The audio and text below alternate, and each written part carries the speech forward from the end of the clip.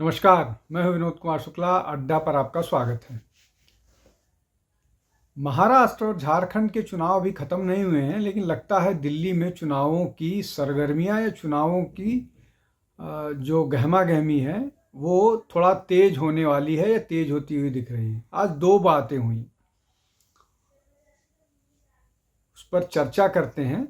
दिल्ली के जो transport, home, इस तरह से मिला के लगभग आधा दर्जन पोर्टफोलियो वाले मंत्री और जाट नेता कैलाश गहलोत ने अरविंद केजरीवाल की सरकार से त्यागपत्र दे दिया।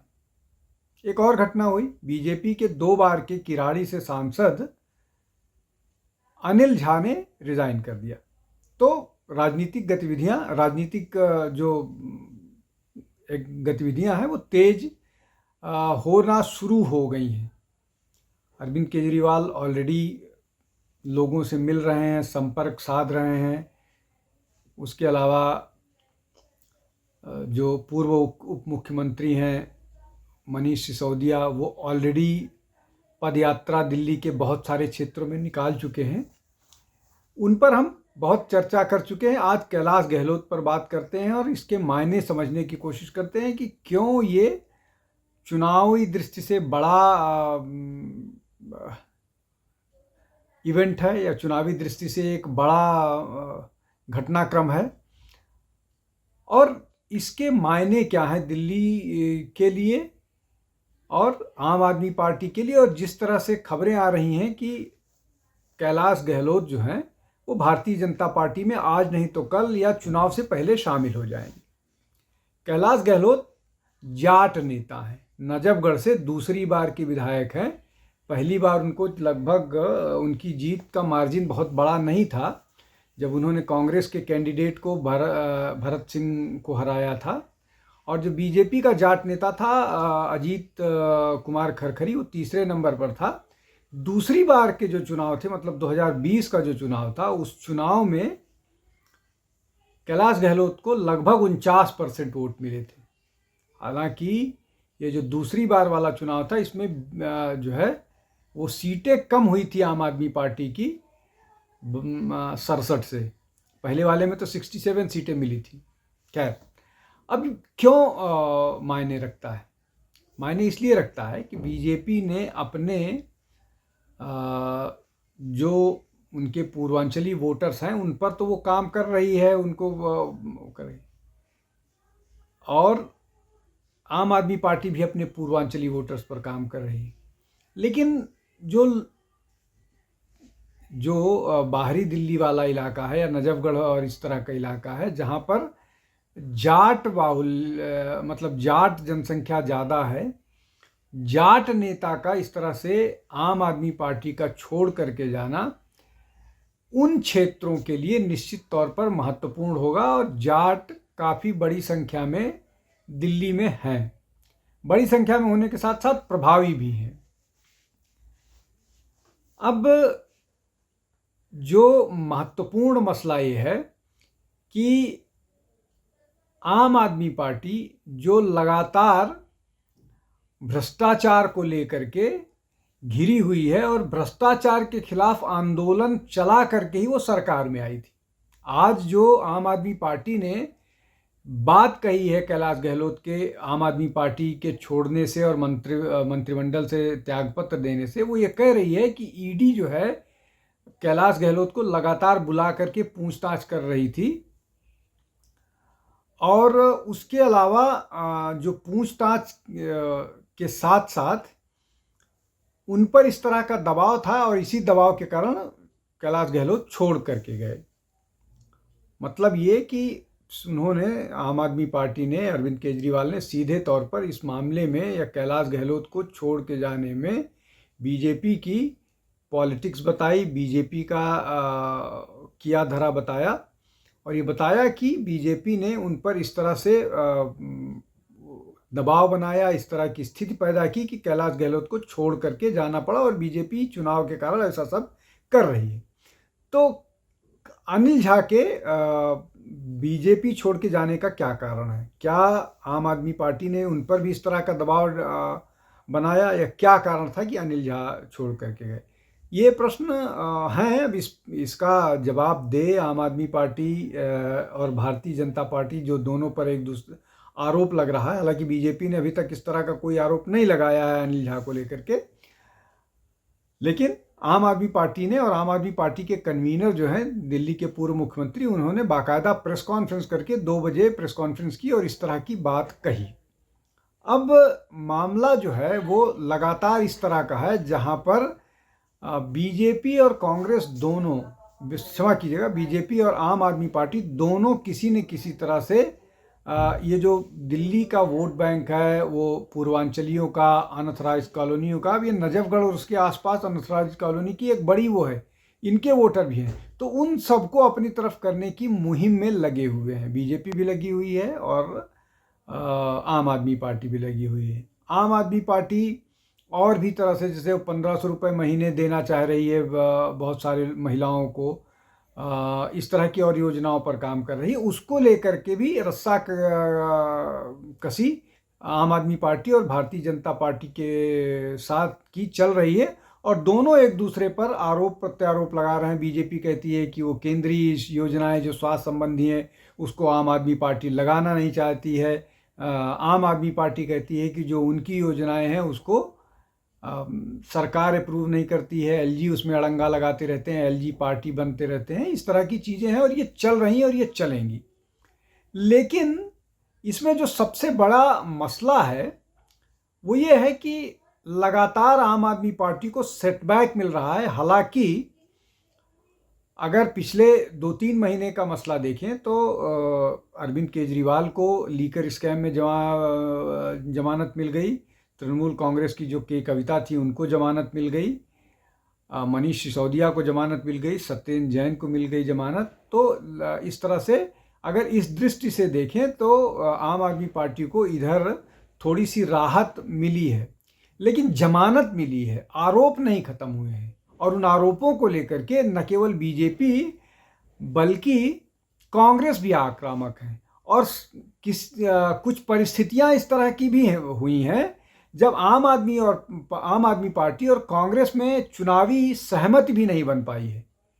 ऐसा माना जा रहा था कि ये सहमति हरियाणा में भी बन जाएगी और हरियाणा के बाद उसको दिल्ली में भी लागू किया जाएगा, लेकिन हरियाणा में नहीं बनी और हरियाणा में बुरी तरह से कांग्रेस हारी। और आम आदमी पार्टी के लोगों ने कहा कि जितने वोट अगर उनको मिले हैं वो अगर कांग्रेस के साथ जुड़ गए होते तो कांग्रेस बड़े आसानी से हरियाणा का चुनाव जीत सकती थी। हालांकि इसमें बहुत सारे डिफरेंस ऑफ ओपिनियन है, इसलिए कि बहुत सारी सीटें ऐसी हैं जहां पर अगर कांग्रेस और आम आदमी पार्टी को जोड़ दिया जाए तब भी बीजेपी जीत रही थी। तो इस तरह की बहुत सारी स्थितियां हैं, लेकिन फिर भी एक तर्क या एक बात ये आम आदमी पार्टी लगातार कह रही कि अगर वो हमारे साथ मिलकर के चुनाव लड़ते तो ऐसा होता।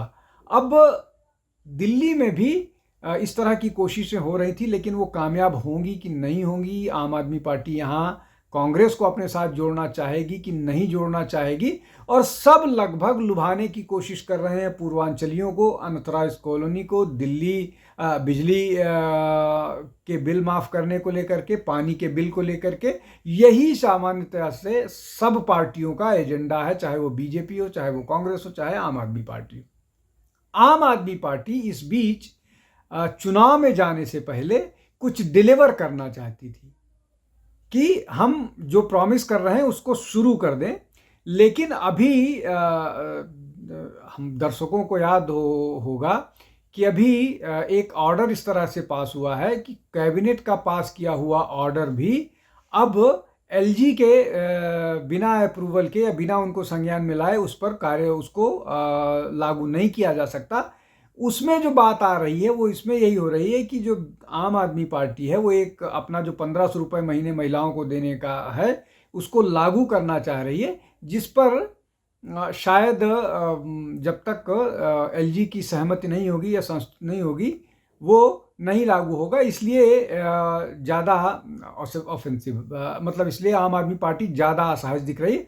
और उसी असहज परिस्थितियों के बीच कैलाश गहलोत का छोड़ना निश्चित तौर पर एक बड़ा सेटबैक है आम आदमी पार्टी के लिए। तो ये मोटा मोटी दो विषय हो गए जहाँ पर आम आदमी पार्टी के लिए मुश्किलें हैं। तीसरा, अगर हम ये बात करें तो जो आम आदमी पार्टी है वो लगातार करप्शन के कारण उनके नेताओं मतलब उनकी स्थिति जनता के बीच खराब हुई है। वो जो उन्होंने प्रॉमिसेस की थी वो डिलीवर नहीं कर पाए, और अभी छठ पूजन खत्म हुआ है, उस समय जमुना की जो स्थिति थी वो देखने लायक थी। पूरा का पूरा केमिकल सब्सटेंस ऊपर दिख रहा था, झाग जैसे जमुना जी के ऊपर तैर रहा था, और ये पूर्वांचलियों को नाराज करने के लिए काफ़ी था।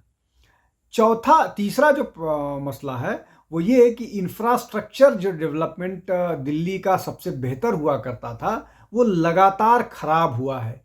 दिल्ली की सड़कें खराब हुई हैं, दिल्ली का ड्रेनेज सिस्टम खराब हुआ है, जगह जगह पर वाटर लॉगिंग हुई है। उसके साथ साथ जो ट्रांसपोर्ट का हाल है वो और ख़राब है। ट्रांसपोर्ट का सिस्टम, दिल्ली में नई बसें ले आनी थी वो नहीं आई। जो बसें पोल्यूशन फ्री थी, मतलब इलेक्ट्रिक बसें आनी चाहिए थी, वो नहीं आई। वो एक बड़ा मसला और है। अब एक और मसला है, आप उसको चौथा या पांचवा जो वो करना चाहें, कि दिल्ली में पोल्यूशन की स्थिति बावजूद इसके कि पंजाब में और दिल्ली में दोनों में आम आदमी पार्टी की सरकार है, उसके बाद भी पोल्यूशन को लेकर के कुछ करती हुई नहीं नजर आई। यहाँ तक कि कुछ इस तरह के कदम भी नहीं उठाए गए कि पोल्यूशन को दूर किया जाए। दिल्ली के मुख्यमंत्री को लंबे समय तक जेल में रहने के बाद मुख्यमंत्री पद उन्होंने नहीं छोड़ा, लेकिन जब कोर्ट ने उनको इस शर्त पर जमानत दिया कि अब आप कुछ कर नहीं पाओगे, आप कोई फाइल नहीं साइन करोगे, आप सचिवालय नहीं जा पाओगे, आप नहीं जा सकते हो, जब इस तरह की बातें हुई, जब वो पूरी तरह से कोर्ट के आदेशों के कारण वो पूरी तरह से क्रिपल्ड अपने आप को महसूस कर रहे थे, तो उन्होंने आतिशी को मुख्यमंत्री बना दिया। अब इसमें एक मॉरल जो अथॉरिटी है, जो मॉरल स्टैंडिंग हो सकती थी अरविंद केजरीवाल की, उस मॉरल स्टैंडिंग वो कॉम्प्रोमाइज्ड हुआ है। अगर वो कॉम्प्रोमाइज्ड हुआ है तो उसका मैसेज भी खराब गया है आम आदमी पार्टी को लेकर के, और ऐसा स्पष्ट दिख रहा है कि उसकी मैसेजिंग अच्छी नहीं हुई है। ये जो है पांचवा मसला हो गया। हमने इंफ्रास्ट्रक्चर संबंधित बात कही दी, वाटर लॉगिंग पर भी जो स्थिति रही है, उसके अलावा हॉस्पिटल्स को लेकर के भी या स्वास्थ्य सेवाओं को लेकर के भी जिस तरह की बात कही जाती थी या क्लेम किया जाता था आम आदमी पार्टी के द्वारा, वो भी नहीं पूरा हुआ, और उसको लेकर के भी बहुत सारी समस्याएं हैं जिसको दिल्ली की जनता फेस कर रही है। जो मोहल्ला क्लिनिक है वो बुरी तरह से फ्लॉप साबित हुए हैं। ये मोटा मोटी विषय हुए, लेकिन इन सब से अलग जो सबसे महत्वपूर्ण विषय है, कॉलोनीज को एथोराइज करने के लिए जो एक बड़ी उनकी वो थी कि जो जहां झुग्गी वहां मकान वाला था, वो मामला पूरी तरह से अधर में लटका हुआ है और सरकार कुछ नहीं कर पाने की स्थिति में है, और बहुत ज़्यादा डिसअपॉइंटमेंट है जो उनका कोर वर्कर है। तो ये अगर इन सब को देखें तो इन सब के पीछे जो ये कारण हमने बताए, इन कारणों की वजह से जो बीजेपी जो आम आदमी पार्टी का सपोर्ट बेस है वो बहुत तेजी से दरका है, और ये बात आम आदमी पार्टी के नेताओं ने महसूस करना शुरू कर दिया है। और कैलाश गहलोत ने जो आज जो बातें कह के रिज़ाइन किया है वो यही बता रहा है कि जो आम आदमी पार्टी की प्रॉमिसेस थी, आम आदमी पार्टी का जो कमिटमेंट था वो पूरा नहीं कर पाए। और ये कैलाश गहलोत ये बात कह करके वो पार्टी से छोड़ते हैं, मंत्री पद त्यागते हैं। लेकिन ये शायद शुरुआत है, अभी इस तरह की बहुत सारी चीज़ें होंगी। एक और बड़ा उदाहरण दे दूं, अभी जो मेयर के चुनाव हुए हैं, उस मेयर के चुनाव में बावजूद इसके कि आम आदमी पार्टी के ज़्यादा काउंसिलर हैं दिल्ली में, वो 3 वोटों से मेयर का चुनाव जीत पाई। मतलब ये कि उनके अपने लोग उनका साथ छोड़ रहे हैं, और जो आम आदमी पार्टी का दावा था कि वो आम आदमी पार्टी के लोगों को नहीं तोड़ पाती है कोई भी दल, वो भी थोथा साबित हुआ। मतलब आम आदमी पार्टी की कमज़ोर हो रही है। आज के लिए बस इतना ही। आप हमारे साथ जुड़ते रहिए। बहुत बहुत धन्यवाद। नमस्कार।